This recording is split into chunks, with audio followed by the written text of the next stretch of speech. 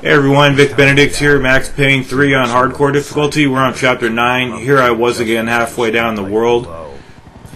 I don't think this chapter is even 10 minutes long, so it's a very brief chapter, and I would venture to say that it's very easy too. Painkiller over here, make sure you grab that. Now we have one, and it's going to be another painkiller coming up, as well as a rifle. So here, the painkiller's over here, so pick that up. And then the gun is kind of concealed over here, but what you just want to do is run down the stairs and run backwards the way I do it. I like this stage. It's, you know, sometimes there's not too much commitment on your part when you're just walking around, which is nice. And then we have a few gunfights, so it's got the proper pacing. I think it's just a little bit too easy of a level and too brief, but it's, like I said, good pacing. Anyway, here's an explosion, cutscene. Now we're going to do a little bit more walking around. Ignore those soldiers, they won't even see you. Just beautiful. It's a beautiful game.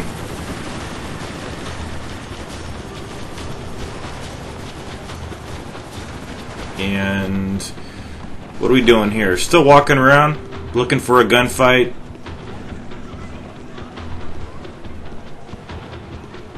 Don't worry, the gunfight's coming. there will be some gunfights coming up. In fact, right over here, I believe.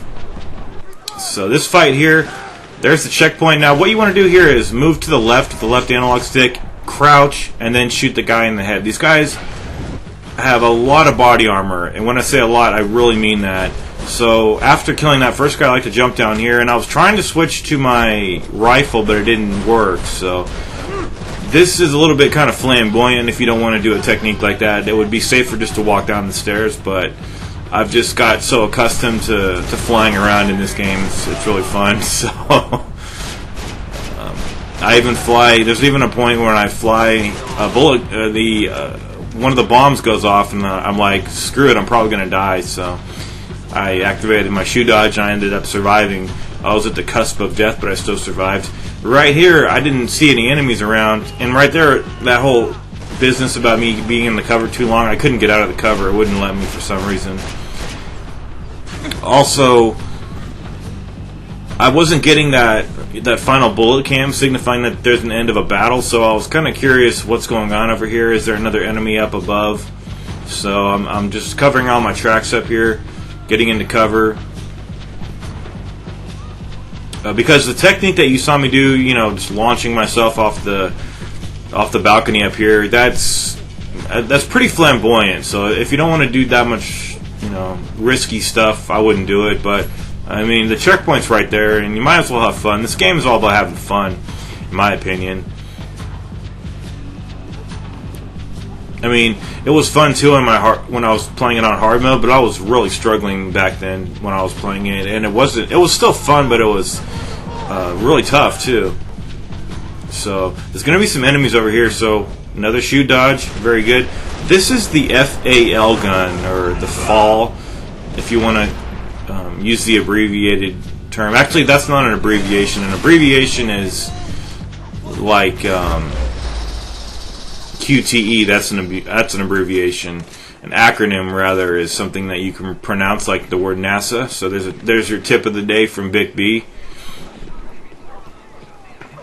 But the FAL gun, that's an acronym, since you can pronounce it phonetically. Let alone Giovanna and Marcello were narrowing with every passing second. Okay, is this the area where the woman goes into the bathroom over here? Yeah, I thought she had a painkiller in there or something good, so I tried to shoot the door down, and I was just trying to see, because you can't see. I tried to force my way in there, and I was just trying to see if there's anything good in there, but you can't shoot the door down. So she's just hiding in the bathroom perpetually, so, you know, frozen in time in the bathroom over there. So I shot that guy for the hell of it. I'm going to be shooting a lot of innocent bystanders here because I just don't give a shit. And it's fun, and it's funny. So, so take these guys down. They really have a lot of body armor, like I said. So if you just shoot them in the head once, their helmet will get knocked off, and then you could. The best case scenario is, like I said, shoot their. I don't know what he's doing right there. So that guy didn't come with the helmet, or he lost it or something. But as you can see right there, I shot him one time, and he got headshotted. And I really didn't use. Well, rather, see this? No mercy for the poor right there, or anybody. There's not very many painkillers in this level, but it's not a hard level. And I wasn't really playing my best. I was taking a lot of risks just because I was having fun. Okay, this part right here, take cover behind these blocks, take these guys out, and as you can see, this is a perfect demonstration of just how much HP these guys have if you're hitting them in the chest or the back. You know, it's just one of those things. If you're not doing headshots on these guys, you're going to be spending a lot of ammo to kill them. So watch this. Oh man, I don't know how I survived that, but somehow I managed to survive it, and it was one of the highlights of this video. But that was funny. And I said, got to keep that in. The next chapter, I think it's got the best title. It's Shoot or Drive Sister, or it's Drive or Shoot Sister, something along those lines. I think that's the coolest title. And one of my favorite type of levels, because we're going to be with the other sister who wasn't killed. The bastards killed Fabiana, and when I first saw that, I'm like, wow, they killed her, and it's her sister left. So I guess because I won't spoil it. I was going to say something that might be a spoiler, but I don't want to say any spoilers. We have a tough fight up here too. This is another one of those tough ones. If you make it tough, though, because look, take headshot that guy. He's got a beret on, so it's not like he has a, it's not like he has a helmet like that guy did. So I like to take the guy out with the beret. And anytime you have anyone charging you, because they will charge you, because when push comes to shove, they will just cross the way and charge you. What you want to do is just do a backward shoot dodge and take them out, because you have iframes during the shoot dodge, and you're only at risk when you land. So see how I told you? Charged me. And I didn't even know that I had another guy coming too, and this was a really lucky situation for me here. But it just goes to show you that I bet if I was using the Uzi right here, I would not have survived this, because it's just too weak. And this gun is fast and it's strong. These handguns. So again, I didn't expect to survive that. And as I also mentioned, there's just not very many painkillers in this level. But if you don't use them, you can accumulate quite a lot of them.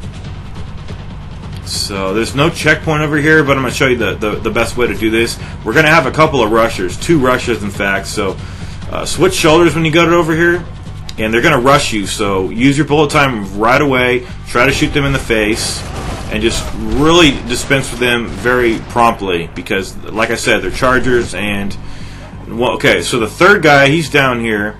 Take cover, and you're going to get a bullet cam sequence after you kill him, signifying that the battle's over. But the game's trying to trick you into being complacent. So what you want to do is don't get complacent, and rather do the shoot dodge right about there, and then take this guy out. It's the last trick that the game does for this level, but if you're wise to the trick, it's not a trick anymore. And once we land, we'll be going on to the next chapter. I hope you enjoyed it.